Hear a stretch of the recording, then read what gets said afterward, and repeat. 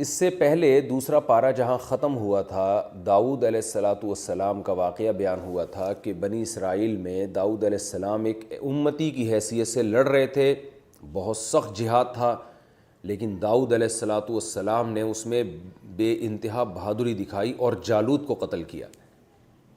تو اللہ تعالیٰ نے آپ کو علم بھی عطا فرمایا، نبوت بھی عطا فرمائی، اور اللہ نے آپ کو وہ کچھ سکھایا جو اللہ نے چاہا، پرندوں کی بولیاں اور لوہے کو پگھلانا، آپ کے ہاتھ میں لوہا پگھل جایا کرتا تھا، زرہیں بنایا کرتے تھے، جنگی لباس بنایا کرتے تھے، یہ ساری جو یہ اس زمانے کی یوں سمجھیں کہ آپ ایک ٹیکنالوجی تھی اس زمانے میں، وہ اللہ تعالیٰ نے داؤد علیہ السلام کو عطا فرمائی بطور معجزہ۔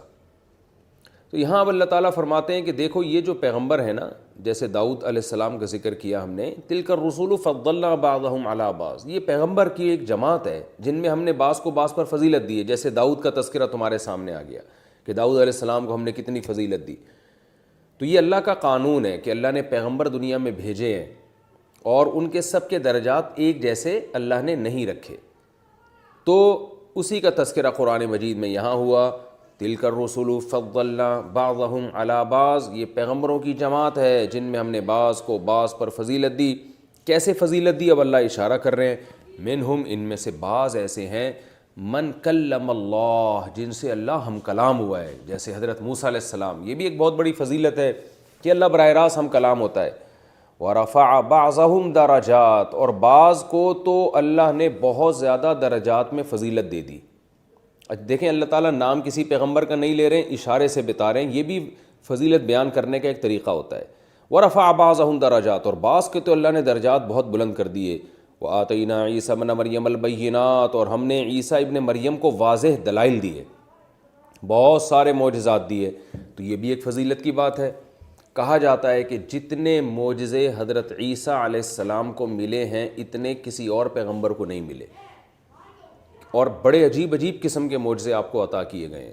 تو یہ بھی ایک فضیلت ہے، کیونکہ حضرت عیسیٰ علیہ السلام کو جو معجزے دیے گئے وہ تھے بھی بہت ہی عجیب، یعنی جو دنیا میں ساری دنیا جس کو مانتی تھی کہ یہ ہو ہی نہیں سکتا، مثلا مردہ زندہ نہیں ہو سکتا، لیکن حضرت عیسیٰ علیہ السلام جس مردے کی طرف رخ کر کے کہتے قم باذن اللہ، اللہ کے حکم سے کھڑا ہو جا، وہ زندہ ہو کے کھڑا ہو جایا کرتا تھا۔ اور بے جان چیز میں جان نہیں ڈالی جا سکتی، آپ پرندہ بناتے مٹی سے اور اس میں پھونک مارتے وہ باقاعدہ پرندہ بن کے اڑنا شروع ہو جایا کرتا تھا۔ جو پیدائشی نابینا ہے اس کی آنکھوں پہ ہاتھ رکھتے بینائی واپس لوٹ جاتی۔ تو کوڑ کا مرض، برس کا مرض، یعنی ایسے ایسے معجزے آپ کو عطا کیے گئے۔ اس میں حکمت کیا تھی میں انشاءاللہ بتاؤں گا۔ تو یہ بڑے عجیب و غریب قسم کے آپ کو معجزے عطا کیے گئے۔ وَأَيَّدْنَاهُ بِرُوحِ الْقُدُسِ، اچھا خیر ایک اور معجزہ بغیر باپ کے پیدا ہونا، یہ خود ایک بہت بڑا معجزہ ہے۔ پھر قرب قیامت تک کے لیے زندہ رکھنا، یعنی زندہ آسمانوں پہ اٹھایا جانا اور پھر ہزاروں سال کے بعد زمین پہ آ کے اترنا اور دجال کو قتل کرنا اور جہاد کرنا، پھر اتنے سالوں کے بعد اسی طرح زندہ فرشتوں کے کندھوں پہ ہاتھ رکھ کے نیچے اترنا۔ تو یہ بہت عجیب و غریب معجزے تھے جو حضرت عیسیٰ علیہ السلام کی بہت بڑی فضیلت کی دلیل ہیں۔ تو اللہ تعالیٰ فرماتے ہیں وَأَيَّدْنَاهُ بِرُوحِ الْقُدُسِ، اور ایک اور بڑی فضیلت اللہ نے حضرت عیسیٰ کو دی کہ روح قدس یعنی جبریل علیہ السلام، جن کو مقدس روح کہا جاتا ہے، ان کے ذریعے طاقت دی، کیونکہ آپ تنہا تھے اور یہودی آپ کو قتل کرنے کی کوششوں میں مسلسل لگے ہوئے تھے، تو اللہ جبریل کے ذریعے آپ کی حفاظت فرمایا کرتے تھے۔ تو یہ تمام فضائل اللہ نے حضرت عیسیٰ علیہ السلام کو دیے۔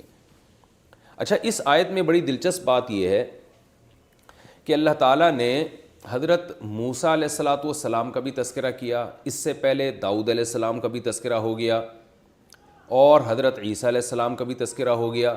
جو سب سے عظیم پیغمبر ہیں سید الانبیاء محمد صلی اللہ علیہ وسلم، ان کا تذکرہ تو یہاں ہونا چاہیے تھا۔ تذکرے کا مطلب یہ ہے کہ حضرت موسیٰ کو جو فضیلت ملی وہ اللہ نے بیان کر دی کہ کلیم اللہ تھے، اللہ نے ان سے کلام کیا۔ حضرت عیسیٰ کو جو فضیلت ملی وہ بھی اللہ نے بیان کر دی کہ ان کو معجزے ملے بہت زیادہ۔ تو ہمارے نبی کا تذکرہ کہاں ہے؟ علماء نے بیان کیا کہ یہ جو درمیان میں اللہ نے فرمایا نا وَرَفَعَ بَعْضَهُمْ دَرَجَاتٍ، اور ان میں بعض کو تو بہت ہی درجے دے دیے، درجات جمع ہے اور تنوین تکثیر کے لیے بہت زیادہ، اس سے مراد سید الانبیاء محمد صلی اللہ علیہ وسلم ہے یعنی ان کا تذکرہ اللہ نے ایسا اجمالی کیا کہ گویا یہ بتایا کہ ان کی کیا فضیلت ہم تمہیں بیان کریں. بعض کو تو ہم نے بہت ہی زیادہ فضیلت دے دی, اور وہ بعض کون ہے, وہ بالکل واضح ہے کہ وہ محمد صلی اللہ علیہ وسلم ہے. تو یہ بھی ایک بڑی بات ہے, اور ہمارے نبی صلی اللہ علیہ وسلم کی فضیلت کی بہت بڑی دلیل ہے کہ اللہ نے آپ کی فضیلت کو بیان کرنے کے لیے کسی ایک صفت کو ہائی لائٹ نہیں کیا, کیونکہ وہ صفت ہائی لائٹ ہو جاتی تو پتہ چلتا کہ بھئی اس وجہ سے فضیلت ہے. جیسے موسیٰ کلیم اللہ کو فضیلت کلیم اللہ ہونے کی وجہ سے, حضرت عیسیٰ کو معجزے ہونے کی وجہ سے. تو اگر 2-4 صفات نبی کی بیان کر دی جاتی تو یہ ایسا ہوتا جیسے بھئی اس وجہ سے, تو اللہ نے فرمایا وہ وجہ چھوڑو, اس لیے کہ ان میں اتنی ساری وجوہات ہیں کہ وہ وجوہات بیان نہیں کی جائیں گی, بلکہ اللہ نے بتا دیا بعض کو تو اللہ نے بہت ہی بلند درجات دیے. تو علماء کہتے ہیں نام لیے بغیر کسی کی فضیلت بیان کرنا اور فضیلت کی وجہ بیان نہ کرنا, یہ خود اس بات کی دلیل ہے کہ جس کی فضیلت بیان کی جا رہی ہے وہ اس کی فضیلت کم نہیں ہے, بہت زیادہ ہے. اور اس سے مراد محمد صلی اللہ علیہ وسلم ہے, اس پہ بہت زبردست قرینہ موجود ہے. یعنی ہمارے نبی اس سے مراد ہیں. کوئی کہہ سکتا ہے نا کہ بھئی اس سے ہو سکتا ہے کوئی اور پیغمبر مراد ہو کہ جن کا اللہ اجمالی تذکرہ کر رہے ہیں کہ اللہ نے ان کو بہت بڑی فضیلت دی تھی, ہو سکتا ہے اس سے ابراہیم علیہ السلام مراد ہوں, ہو سکتا ہے اس سے سلیمان علیہ السلام مراد ہوں. تو اس پر مضبوط قرینہ ہے کہ اس سے مراد رسول اللہ صلی اللہ علیہ وسلم ہے. وہ کیسے کہ اسلام جب دنیا میں آیا نا تو مقابلہ 3 قوموں میں ہی شروع ہو گیا تھا, باقی تو مذاہب ہی ختم ہو گئے تھے اور انبیاء کی جو تعلیمات ہیں وہ تو بالکل ہی ختم ہو گئی تھیں. تو 3 قومیں تھیں جو آسمانی کتابوں کو مانتی تھیں, ایک یہودی, ایک عیسائی اور ایک مسلمان. تو اگر اللہ ایسے ہی ذکر کر دیتا تلک الرسل فضلنا بعضهم علی بعض, کہ ہم نے پیغمبروں کو ایک دوسروں پر فضیلت دی اور بعض کو ہم نے اونچے درجات دے دیے, تو ہر نبی یہ کہتا ہر امتی یہ کہتے کہ اس سے ہمارے نبی مراد ہیں. لیکن اللہ تعالیٰ نے یہودیوں کے پیغمبر موسیٰ علیہ السلام کا تذکرہ بھی کر دیا, حضرت عیسیٰ کا تذکرہ بھی کر دیا, یہ بتانے کے لیے کہ اب ایک ہی پیغمبر باقی ہیں, کیونکہ جھگڑا تو 3 قوموں میں ہی ہے, اس مسلمین میں, اہل اسلام میں یعنی یہود میں اور عیسائیوں میں. ان تینوں میں اختلاف تھا کہ بڑا پیغمبر یعنی سب سے اونچا مقام کس پیغمبر کا ہے. تو یہودی کہتے تھے ہمارے پیغمبر موسیٰ علیہ السلام سب سے افضل ہیں, عیسائی کہتے تھے ہمارے حضرت عیسیٰ ابن مریم, اور مسلمان کہتے تھے کہ محمد صلی اللہ علیہ وسلم. تو اللہ نے بتا دیا کہ ہم نے پیغمبروں کو فضیلت تو دی ہے, اور وہ فضیلت ایسے دی ہے کہ 3 پیغمبروں کا اللہ نے بطور مثال کے تذکرہ کیا. ان میں حضرت موسیٰ کا بھی تذکرہ کر دیا, کیونکہ سب کو پتہ ہے کلیم اللہ تو موسیٰ علیہ السلام ہی ہے, اور حضرت عیسیٰ کا بھی تذکرہ کر دیا. تو اس سے صاف پتہ چلتا ہے کہ اللہ محمد صلی اللہ علیہ وسلم کا تذکرہ نہیں کر رہے, بلکہ ان کی طرف اشارہ کر رہے ہیں, یہ بتانے کے لیے کہ اشارے ہی سے سمجھ میں آ جائے گا کہ یہاں کس کی بات ہو رہی ہے. جب کسی بڑے کا تذکرہ کیا جاتا ہے تو بعض دفعہ اشارتاً بات کی جاتی ہے کہ سب کو پتہ چل جائے کہ بھئی اس سے تو یہی مراد ہو سکتے ہیں, اس میں نام لینے کی حاجت نہیں ہے. وَرَفَعَ بَعْضَهُمْ دَرَجَاتٍ وَآتَيْنَا عِيسَى ابْنَ مَرْيَمَ الْبَيِّنَاتِ وَأَيَّدْنَاهُ بِرُوحِ الْقُدُسِ وَلَوْ شَاءَ اللَّهُ مَا اقْتَتَلَ الَّذِينَ مِن بَعْدِهِمْ. اب ایک سوال پیدا ہوتا ہے, اس کا جواب دیا جا رہا ہے کہ یہ اتنے بڑے بڑے پیغمبر تھے جن سے براہ راست اللہ ہم کلام ہوتا تھا, اتنے سارے معجزے دیے, تو پھر ان میں بعد میں اختلاف کیوں ہوئے, ان میں لڑائیاں کیوں ہوئیں؟ ان کو تو چاہیے تھا سب پیغمبروں پر ایمان لا کے ان کی فالو کرتے اور آپس میں اتفاق اور اتحاد سے زندگی گزارتے.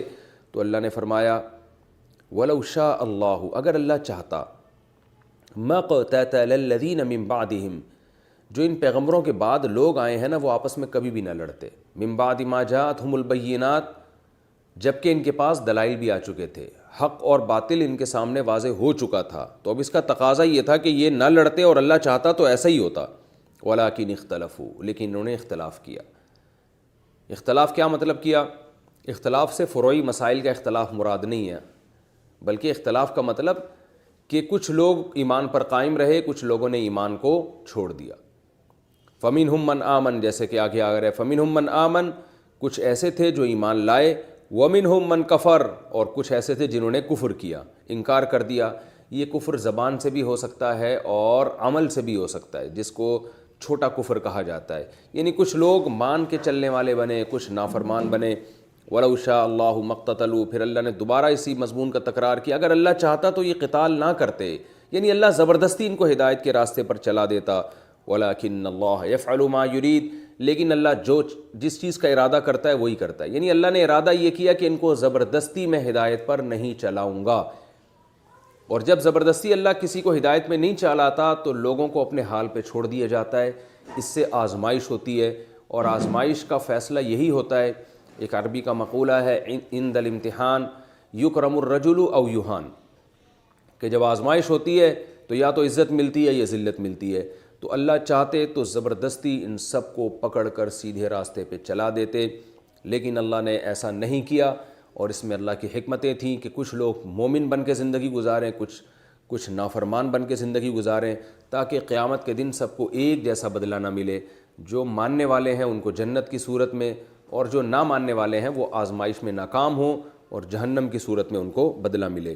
تو اس میں نبی صلی اللہ علیہ وسلم کو تسلی بھی ہے کہ اتنے بڑے بڑے پیغمبر دنیا میں آئے تو ان کے اتنے دلائل ہم نے ان کو دیے، مردے زندہ کر کے دکھا رہے ہیں وہ، اور ان کی سیرت بھی اتنی پاکیزہ، تو ان کے بعد بھی لوگوں نے اختلاف کیا ہے.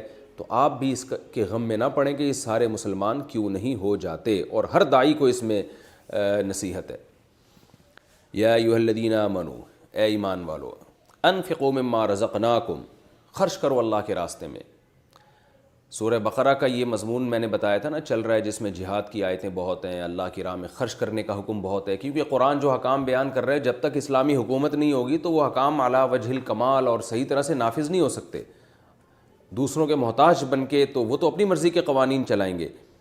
تو اس لیے اسلام جو ہے اپنی راہ میں خرچ کرنے کا حکم بھی دیتا ہے اور مسلمانوں کو ترغیب دیتا ہے کہ اللہ کی راہ میں خرچ کرو. یا ایھا الذین آمنوا، اے ایمان والو، انفقوا، خرچ کرو. اور اس میں صرف جہادی مراد نہیں ہے، کہیں بھی غربا پر، مساکین پر، کمزوروں پر، ہر طرح کا خرچ کرنا اس میں داخل ہے.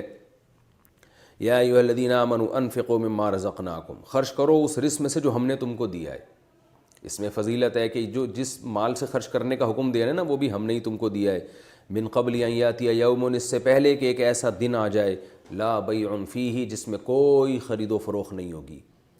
یعنی ایسا نہیں ہوگا کہ تمہارے پاس اعمال کم ہوں تو تم قیامت کے دن وہ پیسوں کے ذریعے بیچ لو، صدقات و خیرات قیامت کے دن خرید لو اس کا اجر. ایسا نہیں ہو سکتا.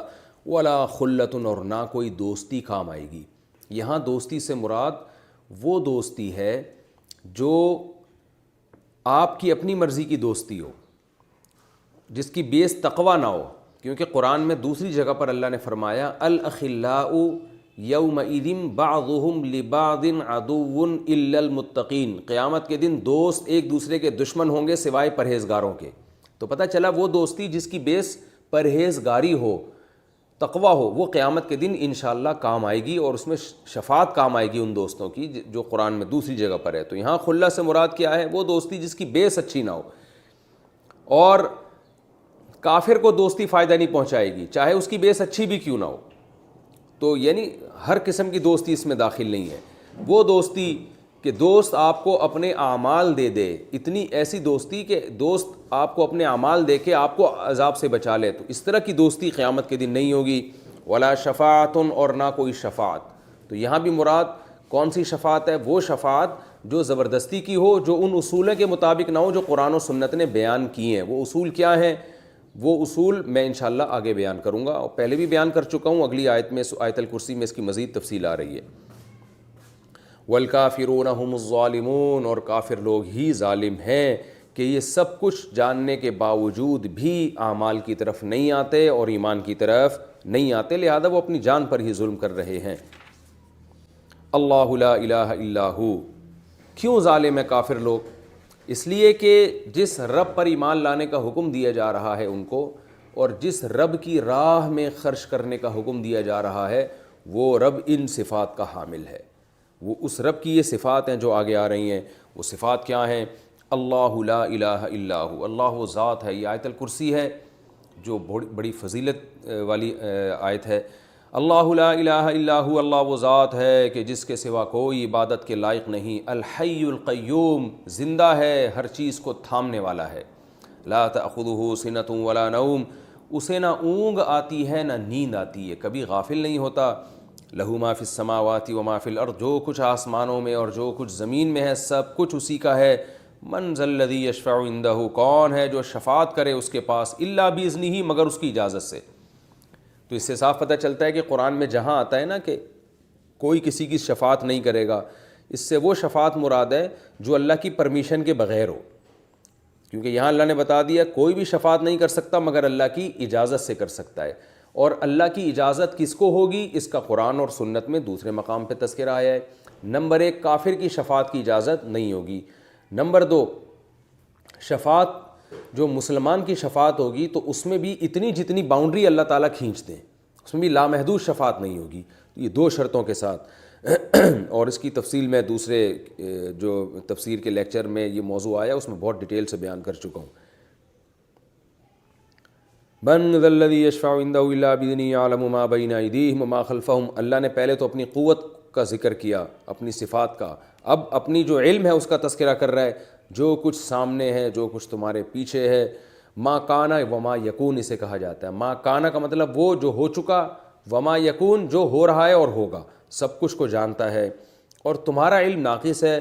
ولا یحیطون بشیء من علمہ الا بما شاء، تم اللہ کے علم میں سے کچھ بھی حاصل نہیں کر سکتے مگر اتنا جتنا اللہ چاہے۔ آج انسان بڑا فنٹر بنا ہوا ہے کہ مجھے سب پتہ چل گیا، خدا کا انکار کر دیتا ہے اس علم کی بیس پر۔ تو اللہ فرماتے ہیں تمہارے پاس اتنا معمولی سا علم ہے، بہت ہی معمولی، اور وہ بھی جتنا اللہ نے دے دیا۔ جو علم اللہ نہیں دینا چاہتا وہ تو تمہیں کبھی بھی پتہ چلے گا ہی نہیں، تو یہ اس میں بھی اللہ کے محتاج ہو۔ وسع کرسیہ السماوات والارض، اس کی جو کرسی ہے وہ آسمان اور زمین کو گھیرے ہوئے۔ یہ کرسی کیا ہے، اس کی کیفیت کیا ہے؟ کرسی کے جو ظاہری ترجمہ ہے وہ تو بادشاہوں کی جو جیسے کرسی ہوا کرتی ہے جس پہ وہ جلوہ افروز ہوتے ہیں، تو اللہ تعالیٰ چونکہ انسانوں سے انسانوں کے محاوروں میں بات کرتے ہیں، ہم سے ہمارے محاوروں میں بات کرتے ہیں، تو اللہ نے اپنے لیے عرش کا بھی تذکرہ کیا کہ میرا تخت ہے جس پہ میں جلوہ افروز ہوتا ہوں، اس پہ کرسی ہے جس پہ میں قرار پکڑتا ہوں، جس پہ میں بیٹھتا ہوں، تو ہم سے اللہ ہمارے انداز میں بات کرتے ہیں، تو اس لیے ان چیزوں کی گہرائی میں جانے کی اجازت نہیں ہے، متشابہات میں سے ہیں۔ قرآن میں دوسری مقام پر اللہ نے فرمایا کہ جو ایمان والے لوگ ہیں، اہل علم ہیں، وہ متشابہات کی بحث میں نہیں پڑتے، بس اتنی بات ہے کہ اللہ نے ہم سے ہمارے ذہن کے مطابق بات کی ہے، اور بتایا کہ میری کرسی چھوٹی نہیں ہے، وہ آسمان اور زمینوں کو گھیرے ہوئے۔ حدیث میں آتا ہے کہ کرسی کی مثال، اللہ کی کرسی ایسے ہے جیسے ایک چھلا ہو، ایک میدان میں پڑا ہوا ہو، تو یہ چھلا جو ہے نا یہ گویا زمین اور آسمان ہے، اور وہ میدان کرسی ہے، اور وہ کرسی عرش پہ ایسی ہے جیسے کہ چھلا اس میدان میں، یعنی عرش جو ہے وہ کرسی سے بھی بڑا ہے۔ تو اب ہمیں اس کی کیفیات معلوم نہیں ہے، اس کے ظاہر پر ہم یقین رکھتے ہیں، اس کی حقیقت کیا ہے وہ اللہ ہی بہتر جانتا ہے۔ جیسے محاوروں میں کہا جاتا ہے نا کہ وہ بادشاہ کی جو کرسی ہے وہ بہت مضبوط ہے، اور بادشاہ کی کرسی چھوٹی نہیں ہے، اور بادشاہ کرسی پہ تخت پہ جلوہ افروز ہو گیا، تو یہ سب چیزیں عام محاوروں میں آج بھی استعمال ہوتی ہیں۔ فرمایا اس کی کرسی آسمان اور زمین کو گھیرے ہوئے، یعنی بڑا زبردست طاقتور بادشاہ ہے، ہر چیز اس کے کنٹرول میں ہے۔ ولا یؤودہ حفظہما، اور اتنے بڑے آسمانوں اور زمین کی حفاظت اسے تھکاتی نہیں ہے۔ العلی العظیم، یہ تمام صفات کے بعد اللہ بتا رہے ہیں کہ وہ ہر لحاظ سے بلند ہے اور عظمت والا ہے۔ یہ آیت الکرسی ہے جس کی حدیث میں بڑی فضیلت وارد ہوئی ہے، اور یہ قرآن کی وہ واحد آیت ہے جس میں ایک ہی آیت میں اللہ کا اتنا تذکرہ ہوا ہے کہ کسی اور آیت میں، ایک ہی آیت میں اتنی دفعہ اللہ کا تذکرہ نہیں ہوا، یعنی اللہ کا ناؤن بھی اور پروناؤن بھی، جتنا اس ایک آیت میں قرآن مجید کی اس ایک آیت میں بیان ہوا، اتنا کسی اور آیت میں دوسری جگہ بیان نہیں ہوا، یعنی پوری ایک آیت میں اتنا زیادہ تذکرہ نہیں ہوا ہے۔ اس کے فضائل کیا ہیں میں انشاءاللہ علمی نکات میں بتاتا ہوں، مختصر فضائل۔ آگے فرمایا لا اکراہ فی الدین، اب اللہ کی شان بھی ایسی، پیغمبروں کے معجزے بھی ایسے، تو اب اللہ نے ایک اصول بنا لیا ہے کہ دین میں اب زبردستی نہیں ہوگی، کیونکہ زبردستی وہاں کی جاتی ہے جہاں آپ کے دلائل کمزور ہوتے ہیں، تو پھر آپ زبردستی کسی کو جو ہے وہ اپنی بات تھوپنے کی کوشش کرتے ہیں تاکہ قیامت کے دن اس پر حجت تمام ہو جائے۔ تو اللہ فرماتے ہیں دین میں زبردستی نہیں۔ دین کے سے مراد کیا ہے کہ دین میں داخلے کے لیے، لا اکراہ فی الدین، یعنی کسی کافر کو مسلمان بنانے میں زبردستی نہیں ہے، یہ مطلب ہے آیت کا۔ کوئی بھی کافر جو پیدائشی کافر ہو، یعنی پیدائشی سے مراد غیر مسلموں کے گھر میں پیدا ہوا ہو، تو اس کو آپ زبردستی اسلام میں داخل نہیں کر سکتے۔ کیوں؟ قد تبین الرشد من الغی، اس لیے کہ ہدایت اور گمراہی بالکل واضح ہو چکے ہیں، تو اب زبردستی کی ضرورت نہیں ہے۔ اور ہاں، اب کوئی یہ نہ سمجھے کہ زبردستی اللہ نے کافر کو مسلمان بنانے سے روک دیا ہے، تو کافر اگر نہ بھی بنے تو بھی ٹھیک ہے۔ نہ نہ نہ نہ نہ، فرمایا فَمَن یکفر بالطاغوت، جو شیطان کا انکار کرے گا، شیطانی طاقتوں کا، وَيُؤْمِن بِاللَّهِ، اور اللہ پر ایمان لائے گا، تو اس کی فضیلت کیا ہے؟ فَقَدِ اسْتَمْسَكَ بِالْعُرْوَةِ الْوُثْقَىٰ، اس نے مضبوط چھلا تھام لیا ہے۔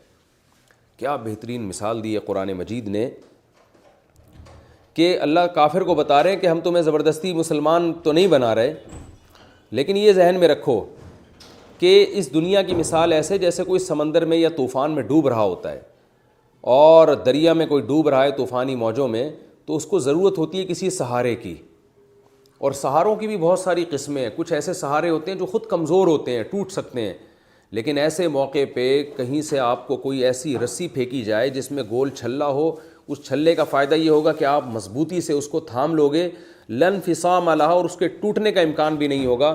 تو جیسے طوفانوں میں، اندھیروں میں، اس چھلے کی ویلیو وہ جانتا ہے جس کو وہ چھلا ملے اور وہ اس کے ذریعے نجات پالے، تو اسی طرح اللہ تعالیٰ فرماتے ہیں کہ تم سب لوگ گمراہی کے اندھیروں میں ہو، جس کی وجہ سے کوئی ڈپریشن میں ہے، کوئی اسٹریس میں ہے، کوئی گمراہی میں بھٹک رہا ہے، اس کو راستہ نہیں مل رہا، اسے دنیا میں اپنی پیدائش کا مقصد ہی معلوم نہیں ہے، تو اللہ فرماتے ہیں ایسے موقع پہ اسلام وہ چھلا ہے جو اللہ کی طرف سے آسمان سے اترا ہوا ہے۔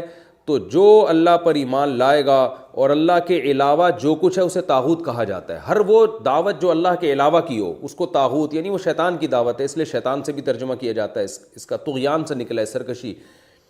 تو اللہ فرماتے ہیں کہ جس نے بھی شیطانی قوتوں کا، یعنی اللہ کے علاوہ ہر چیز کی نفی کر کے اللہ کو مضبوطی سے تھام لیا، تو حقیقت میں اس نے اللہ کو نہیں تھاما بلکہ مضبوط چھلے کو پکڑ لیا اس نے، لن فصام لہا، جس کے ٹوٹنے کا امکان نہیں ہے۔ چھوڑ دو تو الگ بات ہے، ٹوٹے گا نہیں ہے، یہ تمہیں تباہی سے بچائے گا۔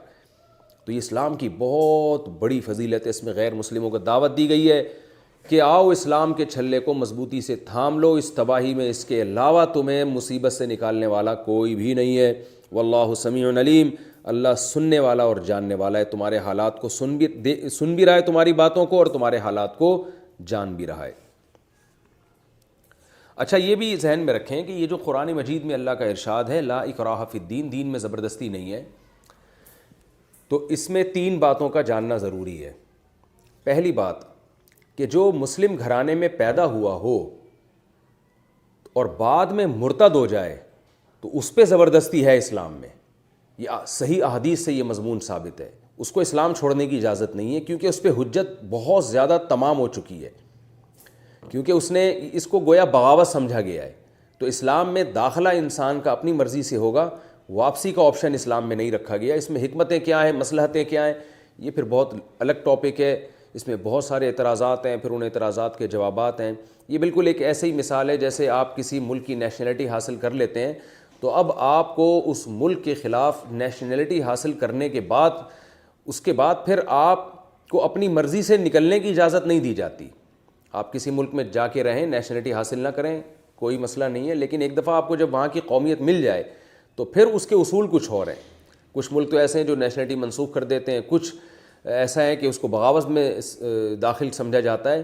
تو جیسے دنیا کے کچھ اصول ہیں، تو اللہ تعالیٰ کے بھی کچھ قوانین ہیں، اسلام کے بھی کچھ قوانین ہیں، اور اس کی بنیاد یہ ہے کہ لوگ اسلام کو مذاق نہ بنا لیں کہ آپ ادھر آئے اور ادھر لڑکتے رہے، تو اس کی اسلام میں قطعاً اجازت نہیں ہے۔ آنے کے لیے دروازہ کھلا ہوا ہے، نہ آئیں، اسلام زبردستی نہیں کرے گا، آنے کے بعد جانے کا آپشن نہیں ہے۔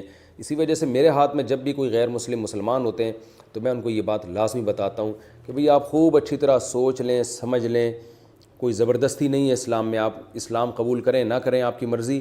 ہاں، ہم یہ آپ کو ضرور بتائیں گے، قرآن کہتا ہے کہ جو شخص اسلام جس کو ملا، اس کی دعوت پہنچی اور وہ تحقیق کر کے مسلمان نہ ہوا، تو آخرت میں اس کا ٹھکانہ اچھا نہیں ہے۔ آخرت کی ہم بات کریں گے، اب آپ کی مرضی، آپ آخرت پر ایمان لائیں نہ لائیں، یہ آپ کا ہیڈک ہے، تو آپ کی مرضی آپ مسلمان ہو یا نہ ہو، لیکن ہو گئے تو پھر واپسی کا آپشن ختم ہو جائے گا آپ کے لیے۔ اسلام میں اس کی پرمیشن نہیں، مسلمان قوم کو نہیں، گورنمنٹ کو اس کی اجازت نہیں ہے کہ وہ پھر آپ کو ایسی چھوڑ دے۔ وہ الگ بات ہے گورنمنٹ اپنی ذمہ داری پوری کرے نہ کرے، وہ گورنمنٹ کا ہیڈک ہے۔ ایک بات تو یہ، دوسری بات یہ یعنی مرتد کو اجازت نہیں ہے کہ وہ، بلکہ اس کو 3 دن کی مہلت دی جائے گی اور 3 دن کے بعد اس کو سزا دی جائے گی۔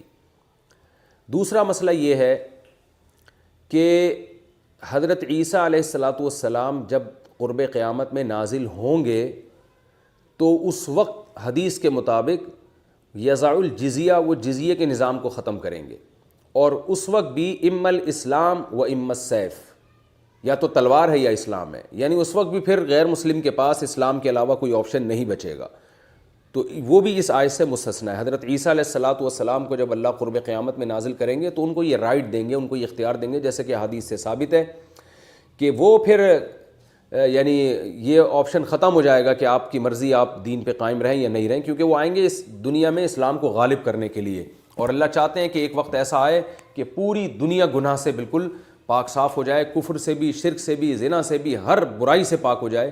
تو اس کے لیے حضرت عیسیٰ علیہ السلام کو یہ اختیار دے دیا گیا ہے ابھی سے کہ وہ جب قرب قیامت میں نازل ہوں تو کوئی بھی غیر مسلم اس کو وہ اسلام پر تلوار کے زور سے مجبور کریں کہ یا تو اسلام قبول کرو، ورنہ حضرت عیسیٰ علیہ السلام اس سے لڑائی کریں گے، اس سے جہاد کریں گے۔ تو یہ دوسری بھی اس سے مستثنی ہے۔ تیسرا کہ جب کوئی شخص اسلام میں داخل ہو جائے اور مسلمان بن جائے تو پھر اسلامی احکام پر اس کو حکومت زبردستی عمل کوائے گی۔ جیسے اگر کوئی زنا کرتا ہے تو حکومت اس کو سزا دے گی، کیونکہ بعض لوگ اس آیت سے کہتے ہیں کہ اسلام میں زبردستی نہیں ہے، تو اگر کوئی اپنی مرضی سے زنا کر رہا ہے تو کرتا رہے، اور کوئی چوری کر رہا ہے تو کرتا رہے۔ ایسا نہیں ہے بھائی، چور کا ہاتھ کاٹا جائے گا۔ ہاتھ کاٹنا اس کی علامت ہے نا کہ زبردستی اس کو چوری سے روکا جا رہا ہے، اور زانی کو کوڑے لگائے جا رہے ہیں تو کوڑوں کے ڈر سے وہ زنا سے بچے گا، اور شادی شدہ مرد اور عورت کو پتھروں سے مار کے سنسار کیا جا رہا ہے۔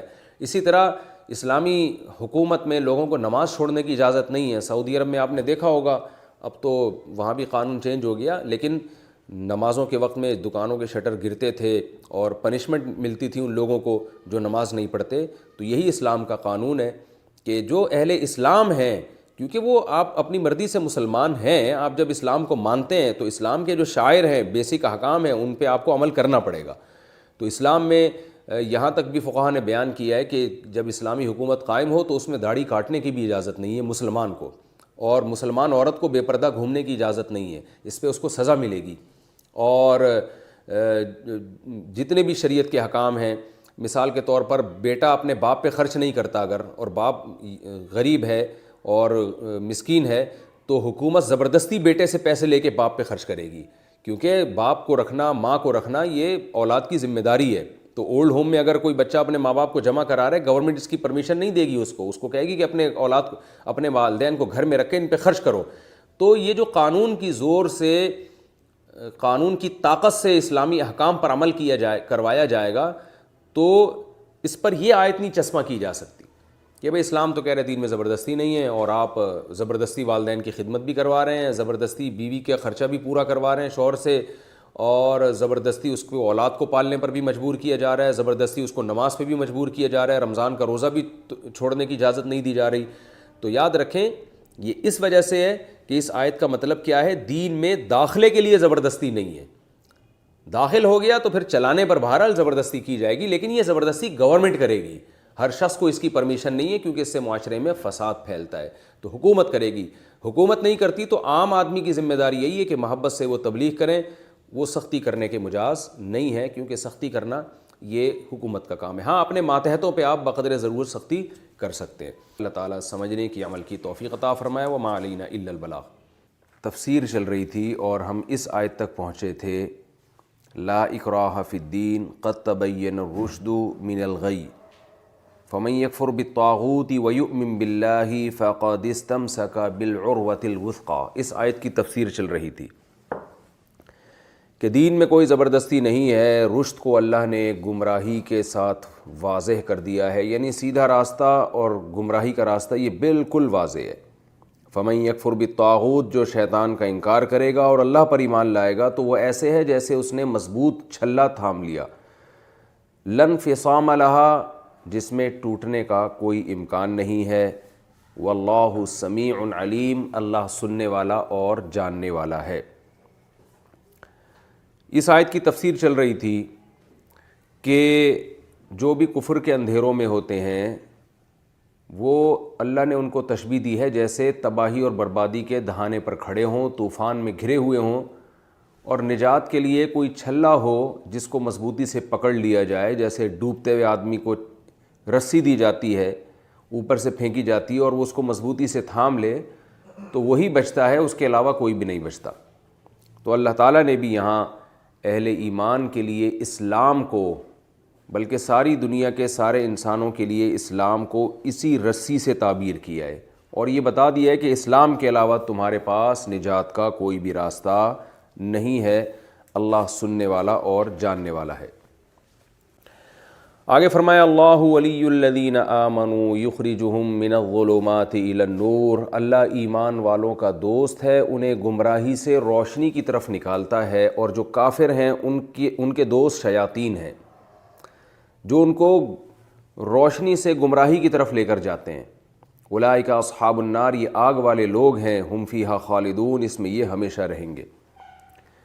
اس میں بھی اللہ تعالیٰ نے ہدایت، دیکھیں ایک ہوتی ہے ہدایت کی روشنی جس میں آپ کو سب نظر آنا شروع ہو جائے، اور ایک روشنی میں اضافہ ہے جس سے آپ کی بصیرت میں اور زیادہ اضافہ ہو۔ تو ایک ہوتی ہے ہدایت کی بیسک روشنی جس سے آپ کو بنیادی چیزیں پتہ چلتی ہیں، یعنی آپ کو یہ پتہ چل جائے گا کہ عقیدہ آپ کا کیا ہونا چاہیے۔ پھر اس میں لوگوں کے مختلف درجات ہیں، بعض لوگوں کو یہ پتہ چل جاتا ہے کہ صحیح مذہب کون سا ہے، صحیح عقیدہ کون سا ہے، لیکن آگے پھر اس عقیدے کو ماننے کے باوجود بھی ان کے لیے بہت سارے مسائل میں کنفیوژن رہتی ہے، وہ پریشان رہتے ہیں، ان کو مزید گائیڈنس کی ضرورت ہوتی ہے۔ تو اللہ فرماتے ہیں کہ جو بھی ایمان لے کر آتے ہیں نا اور صحیح معنوں میں ایمان لائیں گے تو اللہ انہیں گمراہی سے روشنی کی طرف نکالتے رہتے ہیں، یعنی روشنی ہوتی چلی جاتی ہے اور سیدھا راستہ ان کے لیے واضح ہوتا چلا جاتا ہے۔ اسی کو قرآن مجید میں دوسرے مقام پہ اللہ نے فرمایا 28ویں پارے میں، یا ایھا الذین آمنوا، 28ویں میں نہیں، سورہ انفال میں، ان تتقوا اللہ یجعل لکم فرقانا، کہ ایمان والو اگر تم اللہ سے ڈرو گے تو اللہ تمہارے لیے فرقان پیدا کر دے گا۔ فرقان کسے کہتے ہیں؟ فارق، فرق کرنے والا، فرقان بہترین طرح سے حق اور باطل میں جدائی کرنے والا۔ تو اب دیکھیں جو بھی ایمان لے آیا ہدایت پر تو آ گیا وہ، کیونکہ اس نے کفر سے توبہ کر لی، لیکن اللہ فرماتے ہیں ایمان لانے کے بعد اگر تم تقوی کی زندگی اختیار کرو گے، پرہیزگاری والی زندگی اختیار کرو گے، تو اللہ تمہارے لیے فارق نہیں بلکہ فرقان پیدا کر دے گا، یعنی حق اور باطل میں فرق کرنے کی ایسی صلاحیت پیدا کر دے گا کہ تم حق کو دیکھ کر فوراً پہچان جاؤ گے کہ یہ حق ہے، اور باطل کو دیکھ کر فوراً پہچان جاؤ گے کہ یہ باطل ہے، صحیح کیا ہے غلط کیا ہے، یہ صلاحیت تمہارے اندر پیدا ہو جائے گی۔ اسی کو حکمت سے تعبیر کیا گیا ہے، وَمَن يُؤْتَ الْحِكْمَةَ فَقَدْ أُوتِيَ خَيْرًا كَثِيرًا، جس کو اللہ حکمت دے دے نا اس کو اللہ نے بہت زیادہ خیر دیے۔ تو اس سے ہمیں پتہ چلتا ہے کہ ہر مسلمان میں یہ صلاحیت نہیں ہوتی کہ جو بھی ایمان لے آئے تو علی وجہ الکمال اس میں یہ صلاحیت پیدا ہونا ضروری نہیں ہے کہ وہ ہر چیز میں آپ کو صحیح گائیڈ کرے، بلکہ یہ ایک اللہ کی طرف سے، خدا کی طرف سے ایک صلاحیت ہوتی ہے جو پرہیزگار لوگوں کو ملتی ہے۔ جب بہت زیادہ تقوی اختیار کرتے ہیں آپ تو اللہ کی طرف سے ایک الگ سے انسان کو صلاحیت ملتی ہے اور اس کو فوراً پتہ چل جاتا ہے کہ صحیح کیا ہے اور غلط کیا ہے۔ تو یہ پرہیزگار لوگوں کو یہ صلاحیت ملتی ہے، اس میں انسان کی اپنی عقل۔ اس سے پتہ چلتا ہے کہ چھوٹا گناہ ہے، اگر آپ چھوٹے گناہ کرتے ہیں تو وہ تھوڑی گمراہی کی طرف لے کر جاتے ہیں آپ کو، یعنی آپ کے اندر حق اور باطل میں فرق کرنے کی صلاحیت ختم کرتے ہیں۔ جیسے جیسے آپ کے گناہوں میں اضافہ ہوتا ہے تو آپ کے اندر حق اور باطل میں فرق کرنے کی صلاحیت بالکل ختم ہوتی چلی جاتی ہے، اور اگر آپ بہت بڑے کافر ہیں تو آپ کو تو پتہ ہی نہیں چل سکتا کہ صحیح کیا ہے اور غلط کیا ہے۔ قرآن کی اس آیت کو آج ہم دیکھتے ہیں، آج ہمیں یہ آیت نظر آ رہی ہے کہ جو دنیا کی ذہین ترین قومیں ہیں، دنیا میں ان کی ذہانت کی مثالیں دی جاتی ہیں، لیکن ان کی زندگیوں میں تقویٰ نہیں ہے، آخرت نہیں ہے، اللہ کا خوف نہیں ہے، اللہ کے وجود کا انکار کرتے ہیں، مذہب کا انکار کرتے ہیں، تو کیسے بے عقلی کے کام کر رہے ہیں کہ آدمی سر پکڑ کے بیٹھ جاتا ہے کہ ان کو ہو کیا گیا۔ آپ دیکھیں کہ یونائٹڈ نیشن میں کتنے بڑے بڑے لوگ بیٹھتے ہیں، دنیا کے ذہین ترین دماغ بیٹھتے ہیں، لیکن آپ لاز دیکھیں، قوانین دیکھیں کیا پاس ہو رہے ہیں۔ یعنی انسان اور جانور میں فرق ختم کر دیا گیا ہے۔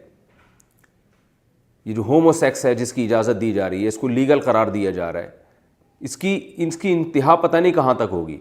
آج سے 100 سال پہلے کوئی اس کا تصور نہیں کر سکتا تھا کہ دنیا میں کوئی ایسی قوم بھی آئے گی جس کی عقل پر ایسے پردے پڑ جائیں گے۔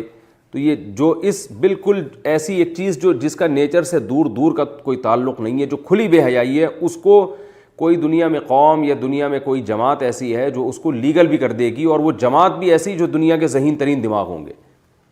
اور اس طرح کے بہت سارے قانون بنتے چلے جا رہے ہیں جو انسانیت کو تباہی کی طرف لے کر جا رہے ہیں۔ تو یہاں اللہ تعالیٰ فرماتے ہیں کہ اللہ جو ہے نا اہل ایمان کا دوست ہے۔ ہدایت کے معاملے میں اللہ اہل ایمان کو گائیڈ کرتا ہے، کیونکہ وہ وحی کی روشنی میں عمل کرتے ہیں، اور جو خدا کے منکر ہیں، خدا کے باغی ہیں، خدا کا انکار کرنے والے لوگ ہیں، ان کو صحیح ہدایت کبھی بھی نہیں ملتی، کیونکہ شیطان ان کے ساتھ ہوتا ہے۔ ایک جگہ کہا اللہ تعالیٰ نے فبئس القرین، کیسا برا دوست ہے وہ شیطان۔ تو شیطانی قوتیں ان کی سائنس اور ٹیکنالوجی کے باوجود، ان کے بہترین دماغوں کے باوجود ان کو غلط سمت میں لے کر جاتے ہیں۔ اور آپ دیکھیں کہ اس ٹریک پر یورپ اور مغرب چل پڑا ہے، اور جو ان کے ہاں قوانین بنتے چلے جا رہے ہیں، لیبل اس پہ انسانیت کی فلاح و بہبود اور مذہبی آزادی کا لگایا جا رہا ہے، لیکن وہ قوانین کس طرح سے انسان کو تباہی کے دہانے کی طرف لے کر جا رہے ہیں، اور انسان کا انجام کیا ہوگا۔ اور ماہرین یہ کہتے ہیں کہ عن قریب آپ دیکھیں گے کہ جس طرح انہوں نے عقل کو خدا بنایا ہوا ہے، اور غیرت اور شرم اور یہ مذہب کے تقاضے بالکل اپنی ڈکشنری سے نکال دیے ہیں، تو عن قریب آپ دیکھیں گے کہ جیسے آج سے 100 سال پہلے یہ عجیب سمجھا جاتا تھا کہ دنیا کی کوئی قوم ہومو سیکس کو بھی لیگل قرار دے گی، تو وہ کام بھی آج سے 100 سال کے بعد ہوگا ان کنٹریز میں جو آج ہم جس کو ناممکن سمجھتے ہیں۔ اور وہ جو محرم رشتے ہیں ان سے نکاح کا قانون، یہ بھی کل پاس ہو جائے گا، کیونکہ اس کی بھی ناجائز ہونے کی عقلی کوئی دلیل ہمارے پاس موجود نہیں ہے۔ تو آپ دیکھیں گے کل ان کے یہاں مدر سے نکاح اور سسٹر سے نکاح اور یہ سب چیزیں لیگل ہو جائیں گی۔ تو یہ ہے کہ اللہ فرماتے ہیں کہ ہم نے اہل ایمان، اہل کفر کا دوست شیطان کو بنایا ہے، اور شیطان ان کو غلط رخ پہ لے کے جاتا رہتا ہے۔ تو یہ ایمان کی ایک نعمت ہے کہ اللہ تعالیٰ حقیقت میں ہدایت اور روشنی، برائی سے بچنے کی صلاحیت جو ہے، یعنی برائی کو برائی پہچاننا اور نیکی کو نیکی پہچاننا، یہ صلاحیت اللہ اہل ایمان میں کو عطا فرماتے ہیں۔ آگے اللہ نے فرمایا اولئک اصحاب النار، یہ لوگ دنیا میں بھی گمراہی میں ہوں گے اور آخرت میں بھی آگ والے لوگوں میں ہیں، ہم فیہا خالدون، جس آگ میں یہ لوگ ہمیشہ ہمیشہ کے لیے جلیں گے۔ سب سے پہلے جو یہ پارہ یہاں شروع ہو رہا ہے، تیسرا پارہ، تلک الرسول فضلنا بعضهم علی بعض، کہ اللہ فرماتے ہیں یہ جو پیغمبر ہیں ہم نے بعض کو بعض پر فضیلت دی ہے۔ آج چونکہ فرقواریت کا دور ہے، نئے نئے فرقے مختلف ناموں سے آ رہے ہیں۔ ایک پرویزی فرقہ ہے، منکرین حدیث بھی کہا جاتا ہے، جن کو جو حدیث کے منکر ہیں، اور ان کا دعویٰ یہ ہے کہ ہم صرف اور صرف قرآن کو مانتے ہیں، قرآن کے علاوہ کچھ بھی نہیں مانتے، اور وہ قرآن کی آیتوں سے استدلال کرتے ہیں کہ پیغمبروں کے درجات میں کوئی فرق نہیں ہے، سب پیغمبر برابر ہیں، اور قرآن مجید کی آیت پیش کرتے ہیں لا نفرق بین احد من رسلہ، سورہ بقرہ کی آخری آیات ہیں کہ ایمان والے یہ کہتے ہیں لا نفرق بین احد من رسلہ، کہ اے اللہ ہم پیغمبروں کے درمیان کوئی فرق نہیں کرتے۔ تو وہ لوگوں کو دکھاتے ہیں دیکھو قرآن کی کتنی واضح آیت ہے جس میں لکھا ہے کہ ہم پیغمبروں کے درمیان فرق نہیں کرتے، اور آپ یہ تفصیل بیان کرتے ہیں کہ سید الانبیاء محمد صلی اللہ علیہ وسلم سب سے اعلیٰ پیغمبر ہیں۔ تو یاد رکھیں یہ بھی ایک لیبل ہے قرآن کا، لیکن حقیقت میں یہ قرآن نہیں ہے، اس لیے کہ یہ قرآن کی آپ تشریح اپنی مرضی سے کر رہے ہیں، اور ان حضرات کا بنیادی مقصد اس تشریح سے یہ ہوتا ہے نبی صلی اللہ علیہ وسلم کے مقام کو گھٹانا، معاذ اللہ۔ مقصد یہ نہیں ہوتا کہ سارے پیغمبروں کو ایک صف میں لا کے کھڑا کیا جائے، مقصد یہ ہوتا ہے کہ اہل ایمان اور مسلمانوں کے دل میں جو نبی صلی اللہ علیہ وسلم کی بے پناہ محبت ہے، جس کی بیس پر وہ حدیث کو فالو کرتے ہیں، تو نبی کی محبت کو کم کیا جائے۔ تو القرآن یفسر بعضہ بعضا، قرآن کی آیتیں، ایک آیت دوسری آیت کی تشریح کرتی ہے۔ قرآن مجید میں اسی بات کا مطلب بیان کیا گیا ہے 6 پارے میں کہ یہ جو اللہ نے فرمایا لا نفرق بین احد من رسلی، اس کو اللہ نے دوسرے مقام پہ اس کی تشریح کی ہے لم یفرقوا بین اللہ ورسلہ ورسولہ، کہ اہل ایمان اللہ اس کے رسول کے درمیان میں بھی فرق نہیں کرتے۔ اب آپ بتائیں کوئی مشرک اٹھا کے اگر یہ کہے کہ اللہ اس کے رسول میں بھی معاذ اللہ کوئی فرق نہیں ہے، اور یہی آیت پیش کرے کہ قرآن میں دوسرے مقام پہ آتا ہے کہ اہل ایمان اللہ اس کے رسول میں فرق نہیں کرتے، تو اس کا کیا مطلب ہوگا پھر؟ ظاہر ہے آپ یہاں یہ بیان کریں گے کہ اللہ اس کے رسول میں فرق نہ کرنے کا مطلب یہ ہے کہ مشرکین اللہ پر ایمان لاتے تھے، رسول پر ایمان نہیں لاتے تھے، تو اللہ نے فرمایا کہ اہل ایمان کے معاملے میں اللہ اس کے رسول میں فرق نہیں کرتے کہ ہم اللہ پر تو ایمان لائیں گے، رسول پر ایمان نہیں لائیں گے۔ اور آگے پھر اس کی تشریح بھی ہے کہ نؤمن ببعض ونکفر ببعض، اہل ایمان فرق نہیں کرتے اور یہ نہیں کہتے کہ ہم ان میں سے بعض پر ایمان لائیں گے اور بعض پر ایمان نہیں لائیں گے، بلکہ ایمان کے معاملے میں سب پر ایمان لازمی لاتے ہیں اور دونوں پر ایمان کو اپنے ایمان کا جز سمجھتے ہیں۔ تو اسی طرح قرآن مجید میں جہاں یہ آتا ہے کہ اہل ایمان پیغمبروں کے درمیان فرق نہیں کرتے، اس کا مطلب یہ ہے کہ پیغمبروں کے درمیان ایمان لانے میں فرق نہیں کرتے، یوں نہیں کہتے کہ ہم فلاں پیغمبر پر ایمان لائیں گے فلاں پر ایمان نہیں لائیں گے، بلکہ تمام پیغمبروں پر ایمان لے کر آتے ہیں۔ اس میں رد ہے یہود و نصارہ پہ کہ یہودی حضرت موسیٰ علیہ السلام پر ایمان رکھتے تھے، حضرت عیسیٰ کا اور محمد صلی اللہ علیہ وسلم کا انکار کرتے تھے۔ عیسائی حضرت عیسیٰ علیہ السلام پر ایمان لاتے ہیں اور محمد صلی اللہ علیہ وسلم کا انکار کرتے ہیں۔ تو اللہ نے بتایا کہ تمام پیغمبروں پر ایمان لانا ضروری ہے۔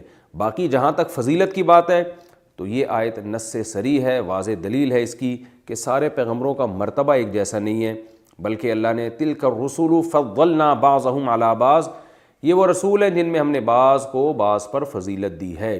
تو اس لیے اہل سنت والجماعت کے عقائد میں یہ بات شامل ہے کہ سارے پیغمبروں کے درجات اور مقام ایک جیسے نہیں ہیں۔ یہ بات تو ثابت ہو گئی۔ دوسری بات یہاں یہ پتہ چلتی ہے، یعنی علماء نے اس پر بھی بحث کی ہے کہ سب سے اونچا مقام کس پیغمبر کا، اس کے بعد کس کا، اس کے بعد کس کا، اس کے بعد کس کا۔ تو 4 پیغمبر ایسے ہیں جن کے قرآن و سنت سے ہمیں پتہ چلتا ہے کہ ان کا جو مقام ہے وہ باقی پیغمبروں سے بلند ہے۔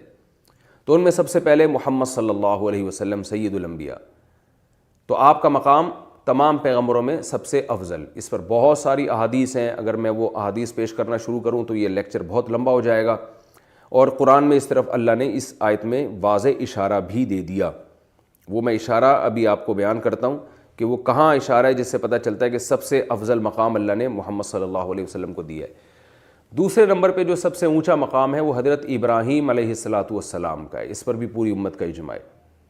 تیسرے نمبر پر حضرت موسیٰ علیہ السلام اور چوتھے نمبر پر حضرت عیسیٰ ابن مریم علیہ السلام۔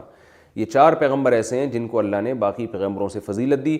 پھر اس کے بعد پیغمبروں کی ترتیب مختلف ہے، بعض نے نوح علیہ السلام کو قرار دیا کیونکہ آپ 950 سال آپ نے تبلیغ کی، اس بات کا بھی امکان موجود ہے، لیکن ہمیں یقینی طور پر جو واضح دلائل نہیں ملتے تو اس لیے اس بارے میں پھر توقف ہے۔ اگر کوئی عقیدہ رکھتا ہے کہ 5ویں نمبر پہ نوح علیہ السلام کا مقام زیادہ ہے تو بھی اس میں کوئی حرج نہیں ہے، دلائل سے پتہ چلتا ہے۔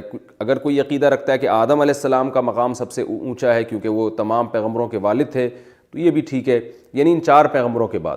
تو ان 4 پیغمبروں کی فضیلت کی دلیل کیا ہے کہ اللہ تعالیٰ نے، دیکھیں کچھ دلائل تو احادیث سے ملتے ہیں کہ نبی صلی اللہ علیہ وسلم نے فرمایا قیامت کے دن تمام پیغمبر میرے جھنڈے کے تلے جمع ہوں گے، تو اللہ، اور پھر معراج کی رات میں نبی صلی اللہ علیہ وسلم کو امام بنایا گیا اور تمام پیغمبروں کو آپ صلی اللہ علیہ وسلم کا مقتدی بنایا گیا۔ معراج میں آپ صلی اللہ علیہ وسلم نے تمام پیغمبروں کی امامت کی ہے، حالانکہ موسیٰ علیہ السلام موجود تھے، آدم علیہ السلام موجود تھے، ابراہیم علیہ السلام موجود تھے۔ تو یہ نماز میں امام بنانا اصل میں یہی بتانے کے لیے تھا، تمام پیغمبروں کو یہی جتلانے کے لیے تھا کہ یہ تمہارے امام ہیں۔ اور نبی صلی اللہ علیہ وسلم نے فرمایا لو کان موسیٰ حیا لما وسعہ الا اتباعی، موسیٰ علیہ السلام بھی اگر زندہ ہوتے تو میری اتباع کے بغیر ان کی نجات نہیں تھی۔ تو اگر یعنی موسیٰ علیہ السلام دوبارہ آ جائیں زندہ ہو کر بالفرض تو موسیٰ علیہ السلام بھی مجھے فالو کریں گے تو نجات ملے گی۔ تو اب اللہ نے آپ صلی اللہ علیہ وسلم کو تمام پیغمبروں کا مقتدا اور رہبر بنا دیا اللہ تعالیٰ نے، اور اس آیت سے بھی ہمیں پتہ چلتا ہے۔ اس لیے کہ نبی صلی اللہ علیہ وسلم کے دور میں 3 قسم کے لوگ تھے جو آسمانی کتابوں پر اور پیغمبروں پر ایمان رکھتے تھے، ایک یہودی، ایک عیسائی اور ایک مسلم۔ تو ان تینوں کے اختلاف کو اللہ نے یہاں ذکر کیا ہے، اور تینوں کا اختلاف یہ تھا کہ یہودی کہتے تھے سب سے افضل موسیٰ علیہ السلام، عیسائی کہتے تھے سب سے افضل عیسیٰ علیہ السلام، اور مسلمان کہتے تھے سب سے افضل محمد صلی اللہ علیہ وسلم۔ تو اللہ نے یہودیوں کے پیغمبر کا تذکرہ بھی کر دیا، منہم من کلم اللہ، فرمایا بعض کو ہم نے ایسے فضیلت دی ہے کہ اللہ نے ان سے کلام کیا ہے۔ تو یہ موسیٰ علیہ السلام کا تذکرہ کر دیا، اور پہلے کیا ان کا تذکرہ یہ بتانے کے لیے کہ ان کو حضرت عیسیٰ پر فضیلت ہے۔ دوسرا اللہ نے فرمایا کہ ہم نے عیسیٰ ابن مریم کو واضح دلائل دیے، اس میں بھی اللہ نے بتا دیا کہ فضیلت عیسیٰ ابن مریم کی ہے۔ درمیان میں اللہ نے نبی صلی اللہ علیہ وسلم کا تذکرہ کیا اس انداز سے، وَرَفَعَ بَعْضَهُمْ دَرَجَاتٍ، فرمایا بعض کو تو ہم نے بہت زیادہ درجے عطا کیے۔ تو اس سے پتہ چلا کہ نبی صلی اللہ علیہ وسلم کی فضیلت کے لیے کسی ایک چیز کو نہیں بیان کیا جا رہا، بلکہ یوں بیان کیا جا رہا ہے ان کو بہت زیادہ ہم نے درجات عطا کیے ہیں۔ یہاں بعض سے مراد نبی صلی اللہ علیہ وسلم ہے۔ نام اس لیے نہیں لیا کہ بعض مرتبہ نام لے کر کسی کی فضیلت بیان کرنا یا اس کی خاص صفات کو ہائی لائٹ کرنا جو بالکل واضح ہیں، اس سے شخصیت متعین ہو جاتی ہے۔ یہ بلاغت کا ایک قاعدہ ہے کہ کسی شخص کو متعین کر کے اس کے فضائل بیان کرنے کے بجائے اگر اس کو مبہم رکھ کے بیان کیے جائیں تو اس میں بھی ایک قسم کا مبالغہ ہے کہ نام لینے کی ضرورت نہیں ہے، جس کا تذکرہ ہو رہا ہے وہ سب کو معلوم ہے، یعنی وہ اتنی صاحب فضیلت شخصیت ہے اور اتنی فضیلت والی ذات ہے کہ اس کا نام لینے کی ضرورت نہیں ہے۔ یہ بلاغت کا ایک قاعدہ ہے۔ تو تمام علماء جو مفسرین ہیں بلاغت کے نکات بیان کرتے ہیں، وہ کہتے ہیں یہاں اللہ نے بعضهم کے ذریعے، یہ جو اللہ نے فرمایا کہ ہم نے بعض کو تو بہت فضیلت دے دی ہے، تو یہ آپ صلی اللہ علیہ وسلم کی شان اور بلندی کو بیان کرنے کے لیے کہ ہمیں ان کا نام لینے کی ضرورت نہیں ہے، تمہیں پتہ ہے کہ کس کا تذکرہ ہو رہا ہے یہاں پر۔ تو یہ بہت بڑی فضیلت ہے جو اس آیت میں آپ صلی اللہ علیہ وسلم کے بیان کی جا رہی ہے۔ تو حضرت موسیٰ کی فضیلت بھی اسی سے پتہ چلتی ہے، حضرت عیسیٰ کی۔ اور یہاں ابراہیم علیہ السلام کا تذکرہ اس لیے نہیں ہے کہ ابراہیم علیہ السلام کی شخصیت میں کسی کا اختلاف نہیں تھا، تو اللہ نے مثالیں دی نا ان شخصیتوں کی جن پہ اختلاف چل رہا ہے۔ تو ابراہیم علیہ السلام کی شخصیت میں کسی کا اختلاف نہیں تھا، کیونکہ ان کو یہودی بھی مانتے، عیسائی بھی مانتے اور مسلمان بھی مانتے۔ آپ یہ کہہ سکتے ہیں کہ حضرت موسیٰ پہ بھی تو کسی کا اختلاف نہیں ہے، ان کو بھی تو یہودی بھی مانتے ہیں، عیسائی بھی مانتے ہیں، مسلمان بھی مانتے ہیں۔ اگرچہ حضرت موسیٰ کے بارے میں اختلاف نہیں ہے، لیکن حضرت موسیٰ علیہ السلام کا جو مرتبہ ہے وہ ابراہیم علیہ السلام سے کم ہے، تو ان کی فضیلت کو صراحتاً یہاں بیان کیا گیا۔ اور ابراہیم علیہ السلام کی فضیلت کو یہاں بیان کرنے کی ضرورت اس لیے نہیں تھی کہ ان پر ویسے ہی سب کا ایمان ہے اور سب ان کو افضل پیغمبر مانتے ہیں۔ سب کا یہ عقیدہ تھا کہ ابراہیم علیہ السلام تو سارے پیغمبروں کے، یعنی ان کی قربانیوں کی وجہ سے اللہ نے آپ کی اولادوں میں پیغمبروں کو پیدا کیا، اور توحید کی جو روح ہے، توحید جس انداز سے ابراہیم علیہ السلام نے توحید کی دعوت دی، اس انداز سے آپ سے پہلے پیغمبروں نے اس طرح سے دعوت نہیں دی ہے، جو جس طرح جاندار انداز میں ابراہیم علیہ السلام نے دعوت دی ہے، جو بتوں کا ایک واقعہ تھا، اور اللہ نے آپ کی اولادوں میں نبوت کو جاری کیا۔ اور بڑی اہم ترین بات یہ ہے کہ قرآن مجید میں ہمارے نبی صلی اللہ علیہ وسلم کو حکم دیا گیا ہے وَاتَّبِعْ مِلَّةَ إِبْرَاهِيمَ حَنِيفًا، کہ آپ ابراہیم علیہ السلام کے دین کو فالو کریں۔ تو دیکھیں تمام پیغمبروں کا عقیدے میں دین ایک ہی ہوتا ہے، لیکن عقائد کے معاملے میں ہمارے نبی کو حکم دیا جا رہا ہے آپ نے ابراہیم علیہ السلام کو فالو کرنا ہے۔ تو اس میں اللہ تعالیٰ نے ابراہیم علیہ السلام کو تمام پیغمبروں کا امام بنایا ہے، تو یہ امام بنا دینا ایک بہت بڑی فضیلت ہے۔ اگرچہ اس میں تو تمام پیغمبر ایک دوسرے کے امام ہیں، کیونکہ سب توحید میں ایک دوسرے کو فالو کریں گے، لیکن ابراہیم علیہ السلام کے نام کو ہائی لائٹ کر دینا یہ اس کی علامت ہے کہ اللہ تعالیٰ نے آپ کو بہت زیادہ فضیلت دی ہے۔ اور یہ فضیلت ابراہیم علیہ السلام کی اتنی مشہور تھی کہ اس کو قرآن میں یہاں بیان کرنے کی ضرورت نہیں تھی۔ اس کا ہمیں ایک اور دلیل سے ہمیں پتہ چلتا ہے کہ جب ہم درود شریف پڑھتے ہیں تو ہم کہتے ہیں اللہم صلی علی محمد وعلی آل محمد کما صلیت علی ابراہیم وعلی آل ابراہیم انک حمید مجید۔ اے اللہ نبی پر ایسے ہی رحمتیں بھیج جیسے تو نے ابراہیم علیہ السلام پر بھیجیں۔ اب اصول یہ ہے کہ جب آپ کسی کو تشبیہ دیتے ہیں تو جس سے تشبیہ دی جائے نا اس میں وہ وصف زیادہ پایا جاتا ہے۔ مثال کے طور پر آپ کہتے ہیں کہ زید ایسے ہی بہادر ہے جیسے شیر، تو اس سے پتہ چلتا ہے کہ شیر تو بہت ہی بہادر ہے پھر، کیونکہ زید کو شیر سے تشبیہ دی جا رہی ہے۔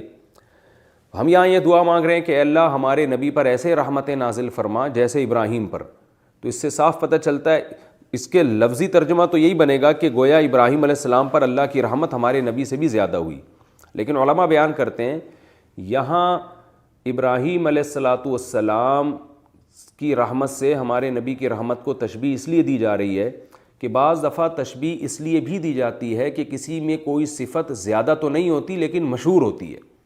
اس کی بھی میں مثال دے دیتا ہوں۔ ہو سکتا ہے ایک آدمی شیر سے بھی زیادہ بہادر ہو، لیکن اس کی بہادری کو تشبیہ پھر بھی شیر سے دی جائے گی۔ لوگ کہتے ہیں یار یہ شیر جیسا بہادر ہے، عین ممکن ہے شیر سے زیادہ بہادر ہو، لیکن شیر سے تشبیہ اس لیے نہیں دی جا رہی کہ شیر میں بہادری زیادہ ہے، بلکہ تشبیہ اس لیے دی جا رہی ہے کہ شیر کی بہادری مشہور ہے، آسانی سے سمجھ میں آ جائے گی۔ جیسے لوگ کہتے ہیں گدھے جیسا بے وقوف ہے، عین ممکن ہے گدھے سے زیادہ بے وقوف ہو وہ آدمی، لیکن گدھے سے تشبیہ اس لیے دی جا رہی ہے کہ حماقت میں گدھا مشہور ہے۔ حالانکہ اور بھی دنیا میں جانور ہیں جو گدھے سے بھی زیادہ بے وقوف ہوں گے، لیکن لغت سائنسی حقیقت کو نہیں دیکھتی، لغت یہ دیکھتی ہے کہ عرف میں کس کو کیا سمجھا جاتا ہے، تو تشبیہ دے دی جاتی ہے۔ تو ہمارے نبی پر جو اللہ کی رحمتیں ہوئیں وہ ابراہیم علیہ السلام سے زیادہ ہوئی ہیں، لیکن ابراہیم علیہ السلام پر جو اللہ کی رحمتیں ہوئیں وہ پوری دنیا میں مشہور تھیں، کیونکہ وہ یہودی بھی مانتے تھے، عیسائی بھی مانتے تھے اور مسلمان بھی مانتے تھے۔ تو اس لیے اہل اسلام کو حکم دیا گیا کہ یوں دعا مانگو، اے اللہ جیسے تیری مشہور رحمتیں ابراہیم علیہ السلام پر ہوئی ہیں اور ابراہیم رحمت میں مشہور ہیں، تو اسی طرح تو ہمارے نبی صلی اللہ علیہ وسلم پر بھی رحمت، اپنی خصوصی رحمتیں نازل فرما۔ تو اس لیے یہاں ابراہیم علیہ السلام کا تذکرہ نہیں کیا کہ وہ تو سب ہی مانتے تھے، اور اس میں تو دو رائے تھی نہیں۔ باقیوں کو کچھ کو مانتے تھے لیکن ان کو پتہ نہیں تھا کہ ان کی فضیلت کتنی ہے، تو وہ اللہ نے منہم من کلم اللہ کے ذریعے موسیٰ علیہ السلام کی فضیلت کو بیان کر دیا، اور ورفع بعضهم درجات کے ذریعے ہمارے نبی کی فضیلت کو بیان کر دیا کہ یہ تو تھوڑی فضیلت نہیں بلکہ بہت زیادہ فضیلت ہے۔ اور یہودی عیسیٰ علیہ السلام کو نہیں مانتے تھے تو ان کا بھی نام لے کر اللہ نے حضرت عیسیٰ علیہ السلام کا بھی نام لے کر ان کی فضیلت کو بھی واضح کر دیا۔ یہ بھی اس آیت سے میں پتہ چلتا ہے کہ کیسی قرآن مجید میں بلاغت ہے کہ کوئی ایک لفظ بھی زائد نہیں ہے، کوئی ایک مثال بھی غیر ضروری نہیں ہے۔ تو یہ ایک علمی نقطے کی بات ہمیں پتہ چلتی ہے۔ دوسری بات ہمیں یہ پتہ چلتی ہے کہ اللہ نے فرمایا وَلَوْ شَاءَ اللَّهُ مَا اقْتَتَلَ الَّذِينَ مِن بَعْدِهِمْ، حضرت عیسیٰ اور موسیٰ علیہ السلام کے بعد یہود و نصارہ میں لڑائیاں ہوئی ہیں، آپس میں ان کے فرقے بنے ہیں، لڑائیاں ہوئی ہیں، تو اللہ چاہتا تو لڑائیاں ختم کر دیتا، سب کو زبردستی ہدایت پہ ڈال دیتا، لیکن اللہ تعالیٰ ایسا نہیں کرتے اور یہ لڑائیاں چلتی رہیں گی۔ وجہ کیا ہے؟ حق اور باطل آمنے سامنے کھڑے رہیں گے، اور اسی میں انسان کی آزمائش ہے کہ وہ اہل حق کو فالو کرتا ہے یا اہل باطل کو۔ تو آج بھی ہمیں ان اختلافات میں، فرقہ واریت میں پریشان نہیں ہونا چاہیے، ہمیں دین اسلام کا دامن مضبوطی سے تھامنا چاہیے، قطع نظر اس سے کہ کون کیا کر رہا ہے، کون بحث کر رہا ہے، کون غلط راستے پہ چل رہا ہے، کون صحیح راستے پہ چلتا ہے، ہم سے ہمارے بارے میں قیامت کے دن سوال ہوگا۔ یا ایھا الذین آمنوا انفقوا مما رزقناکم، اس میں اللہ نے ہمیں ترغیب دی ہے کہ جو رزق اللہ نے تمہیں دیا ہے اس میں سے خرچ کرو۔ قرآن اس مضمون کو بہت زیادہ بیان کرتا ہے، اور اللہ نے بتا دی ایک دن ایسا آنے والا ہے جس دن کوئی خرید و فروخت اور کوئی دوستی اور شفاعت کام نہیں آئے گی۔ تو اس دن سے پہلے کے لیے آپ خرچ کرنا شروع کر دیں۔ آج ہمارے ہاں جو خرچ کرنے کا تصور ہے وہ زیادہ تر منتیں کچھ مانی بھی ہوتی ہیں لوگوں نے، کچھ بیماروں کے صدقے نکالے جا رہے ہوتے ہیں ان کے سر پہ سے گھما گھما کے تاکہ یہ ٹھیک ہو جائے، اور پتہ نہیں کیا کیا اس طرح کے کام ہو رہے ہوتے ہیں، کچھ عاملوں نے بتائے ہوئے ہوتے ہیں۔ تو وہ بھی ٹھیک ہے کہ آپ بیماری سے بچنے کے لیے صدقہ کریں، وہ اس کے مریض کے سر پہ گھمانا تو بالکل ایک بدعت عمل ہے، لیکن ویسے ہی صدقات سے بلائیں ٹلتی ہیں۔ لیکن قرآن جس خرچ کرنے کو فوکس کرتا ہے نا زیادہ، وہ ہے آخرت کے لیے۔ ایک آخرت کا دن آنے والا ہے جس دن ہم اللہ کے سامنے کھڑے ہوں گے اور گناہوں کا ڈھیر لگا ہوا ہوگا ہمارے سامنے اور جہنم کی آگ ہوگی، تو اس وقت ہم یاد کریں گے کہ کاش اس اللہ کے اس غضب سے بچنے کے لیے ہم نے دنیا میں کچھ صدقہ اور خیرات کیا ہوتا۔ نبی صلی اللہ علیہ وسلم نے فرمایا صدقہ اللہ کے غضب کو ٹھنڈا کرتا ہے۔ تو آخرت میں اللہ کے غضب کو اور دنیا میں اللہ کے عذاب سے بچنے کے لیے صدقات و خیرات کرنے چاہیے۔ اس کی بہت زیادہ فضیلت ہے، اور آپ دیکھیں گے ان آگے سورہ بقرہ کے ان رکوع میں خرچ کرنے ہی کے فضائل کو بیان کیا جا رہا ہے۔ تو یہ بڑی بدقسمتی کی بات ہوتی ہے کہ ہم اتنی فضیلت سنیں خرچ کرنے کی اور پھر بھی ہم اپنے آپ کو خرچ کرنے کا عادی نہ بنائیں۔ تو فرمایا کہ ایک ایسا دن آنے والا ہے جس دن کوئی خرید و فروخت نہیں ہوگی. آج جو اس دن کے لیے انویسٹ کر دیا بس وہی قیامت کے دن تمہارے کام آئے گا. والکافرون هم الظالمون، اور کافر لوگ ہی ظالم ہیں جو اللہ کی آیات کا انکار کرتے ہیں، کیونکہ کافر یا تو صدقہ کرتا نہیں ہے، اور اگر کرتا بھی ہے تو آخرت کے لیے نہیں کرتا. مسلمان صدقہ کرتا بھی ہے اور نیت بھی ٹھیک ہوتی ہے اللہ کو راضی کرنے کے لیے، اور آخرت کے لیے صدقہ کرتا ہے. اب اللہ کتنی بڑی ذات ہے جس کے لیے ہمیں خرچ کرنے کا حکم دیا جا رہا ہے. تو اس آیت میں اللہ نے اپنی صفات بیان کی ہیں جو آیت الکرسی کی تفسیر میں بیان کر چکا ہوں. چونکہ اس کی تفسیر میں کر چکا ہوں تو اس کی کچھ فضائل بیان کر دوں گا. رسول اللہ صلی اللہ علیہ وسلم نے رات کو سوتے ہوئے آیت الکرسی پڑھنے کی ترغیب دی ہے، اور فرمایا کہ جو رات کو آیت الکرسی پڑھ کے سوتے ہیں تو شیطان ان کے قریب نہیں پھٹکتا. تو یہ جو فلیتے پلیتے اور لوگ عملیات اور بندر کے پنجے اور خون کی چھینٹیں، یہ جو فضول چیزوں میں لوگ لگے ہوئے ہیں، تو رات کو آیت الکرسی پڑھ کے سویا کریں. اس کی بڑی فضیلت ہے. انشاءاللہ کوئی شیطان اور آصب آپ کے قریب نہیں آئے گا. اور نبی صلی اللہ علیہ وسلم نے ہر فرض نماز کے بعد بھی آیت الکرسی پڑھنے کی ترغیب دی ہے. تو ہر فرض نماز کے بعد پڑھنی چاہیے. البتہ اس میں علماء کی دو رائے ہیں. بعض علماء کہتے ہیں کہ فرض نماز سے مراد بالکل فرض کے بعد ہے، اور بعض علماء کی رائے یہ ہے کہ نہیں، جن فرضوں کے بعد سنتیں ہیں تو ان فرض نماز کے بعد اللہم انت السلام والی مختصر دعا پڑھیں اور پھر سنتیں پڑھیں، اس کے بعد آیت الکرسی پڑھیں. تو یہ دونوں علماء کی رائے ہیں اور دونوں کی طرف دلائل ہیں. میرے جو رجحان ہے وہ دوسری رائے کی طرف ہے، کیونکہ صحیح احادیث سے پتہ چلتا ہے کہ آپ صلی اللہ علیہ وسلم فرض نماز کے بعد صرف اللہم انت السلام کے بقدر بیٹھتے تھے، پھر کھڑے ہو جاتے تھے تو اور سنتوں میں مشغول ہو جاتے تھے، یعنی گھر جا کے. تو اس سے پتہ چلتا ہے کہ فرض سے بعد جو ہے وہ فرض کی جب تکمیل ہوتی ہے سنتوں کے بعد تو اس کے بعد آیت الکرسی پڑھنی چاہیے.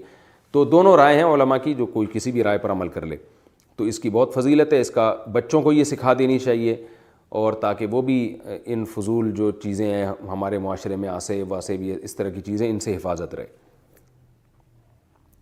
لا اکراہ فی الدین قد تبین الرشد من الغی. اس میں بھی ایک علمی نقطے کی بات کیا ہے کہ یہ جو بار بار غیر مسلم نعرہ لگاتے ہیں کہ اسلام تلوار کے زور سے پھیلا ہے، تو اسلام تلوار کے زور سے پھیل ہی نہیں سکتا، کیونکہ تلوار کے زور سے تو اسلام میں داخلے پر اسلام نے ہی پابندی لگا دی ہے کہ آپ تلوار کے ذریعے کسی کو مسلمان کر نہیں سکتے. ہاں یہ ضرور ہے کہ اسلام نے حکومت قائم کرنے کے لیے تلوار اٹھائی ہے، وہ تو ساری دنیا ہمیشہ سے اٹھاتی رہی ہے. آج دنیا میں جتنی بڑی بڑی حکومتیں وہ فوجی طاقت کی بیس پر ہیں. اگر ان کے پیچھے یا تو ان کو سپورٹ کوئی اور فوج کرتی ہے یا وہ خود اپنی ملک فوج بناتے ہیں. جاپان کا امریکہ سے ایگریمنٹ ہوا ہے تو امریکن آرمی جاپان کی حفاظت کرے گی اگر اس پر کوئی حملہ ہوتا ہے. تو یہ تو طاقت ہی کے بل بوتے پر انسان حفاظت کرتا ہے. تو اسلام دین فطرت ہے، لیکن اسلام میں زبردستی کسی غیر مسلم کو مسلمان بنانے کی اجازت نہیں ہے. اور اللہ نے اسلام کی بڑی خوبصورت تعریف کی ہے کہ مضبوط چھلا. تو جو لوگ ڈپریشن میں اسٹریس میں رہتے ہیں نا اور ایک ٹینشن میں پڑے رہتے ہیں، تو ان کو اسلام دعوت دے رہا ہے کہ تم گمراہی میں اور حیران سرگردان وادیوں میں جیسے کوئی پاگل گھوم رہا ہوتا ہے نا، تم گھومتے رہو گے. تمہارے پاس بچنے کا صرف ایک راستہ ہے، اور وہ راستہ کیا ہے؟ صرف اسلام. تو اسلام کے چھلے کو مضبوطی سے تھام لو. لن فصام لہا، یہ چھلا نہیں ٹوٹے گا. ہاں تم نے چھوڑ دیا تو ایک الگ بات ہے. تو اسلام آپ کو نہیں چھوڑے گا، اسلام آپ کا ساتھ دے گا، اسلام آپ کو گمراہی سے نکالے گا، اسلام آپ کو ٹریک بتائے گا، اسلام سیدھا راستہ بتائے گا، اس پہ چلائے گا، چلانے کے لیے موٹیویٹ بھی کرے گا. تو اسلام کا قصور نہیں ہے، قصور ہمارا ہے کہ ہم اس چھلے کو مضبوطی سے تھامتے نہیں ہیں، اور تھامتے ہیں تو کمزوری کے ساتھ. آج اسلام پر چلیں گے، کل بیوی نے کچھ الٹی بات کر دی تو وہ اس کی باتوں میں آ گئے اور اس کی وجہ سے اسلام کی نافرمانی شروع کر دی. بیوی شریعت پہ چلتی ہے، شوہر اگر کچھ پابندیاں لگا دے تو وہ اسلام کو چھوڑ دیتی ہے. کبھی ماں باپ کے آنے میں اسلام کو چھوڑا جا رہا ہے، کبھی اولاد کی وجہ سے چھوڑا جا رہا ہے، کبھی ماحول کی، یہ بارات کے کھانے اور یہ جہیز وہیز کیا، یہ تو سب اسلام کو چھوڑنا ہے نا. یہ تو جتنی باطل رسومات ہیں ان میں جو ہم مبتلا ہو جاتے ہیں، تو یہ اس کی علامت ہے کہ ہم اسلام کے چھلے کو مضبوطی سے نہیں تھامتے. آپ صلی اللہ علیہ وسلم نے فرمایا ذا قطعم الایمان من رضی باللہ ربا وبالاسلام دینا وبمحمد صلی اللہ علیہ وسلم نبی. وہ شخص اسلام کا ذائقہ چکھ لے گا جو نبی کو نبی مان لے، اللہ کو اللہ مان لے، اور اللہ کی کتاب کو اللہ کی کتاب مان لے. حقیقی معنوں میں جو اسلام کو فالو کرے گا اس کو اسلام کا ٹیسٹ پتہ چلے گا اور اسلام کی لذت اس کو محسوس ہوگی. اور یہ جو آخری آیت ہے کہ اللہ روشنی سے اندھیروں کی طرف لے کر آتا ہے کافر کو اور اہل اسلام کو اندھیروں سے روشنی کی طرف لے کر آتا ہے. تو یہ اندھیروں سے روشنی کی طرف لے کر آنے کا سفر چلتا رہتا ہے, یہ ختم نہیں ہوتا, روشنی بڑھتی چلی جاتی ہے جیسے جیسے آپ تقوی کی راہ اختیار کرتے ہیں. اسی وجہ سے علماء نے کہا ہے کہ جب آپ کسی سے مشورہ لیں اور یہ فیصلہ کرنے کے لیے جائیں کہ صحیح کیا ہے غلط کیا ہے, تو اس میں 3 صفات ہو. نمبر 1 وہ عقل بھی رکھتا ہو, نمبر 2 جس کام کا مشورہ لیا جا رہا ہے اس میں اس کو تجربہ بھی ہو, تیسری بات یہ کہ وہ متقی اور پرہیزگار ہو, کیونکہ پرہیزگار آدمی کو اللہ کی طرف سے خاص قسم کی گائیڈنس ملتی ہے جو گناہ گاروں کو نہیں ملتی. ہم نے علماء سے سنا ہے کہ انسان جب گناہ کرتا ہے تو اس کا سب سے پہلا وبال اس کی عقل پہ پڑتا ہے, انتہائی ذہین ہو کے بھی بے عقلی کے کام کرتا ہے پھر وہ. اور تقوی کا فائدہ کیا ہوتا ہے کہ تقوی اختیار کرتا ہے تو اس کے سب سے پہلی جو اس کی نعمت ملتی ہے وہ کیا ہے کہ آپ کی عقل کو اللہ تعالیٰ بڑھا دیتے ہیں اور آپ درست سمت میں آپ کو سوچنے کی توفیق ملتی ہے.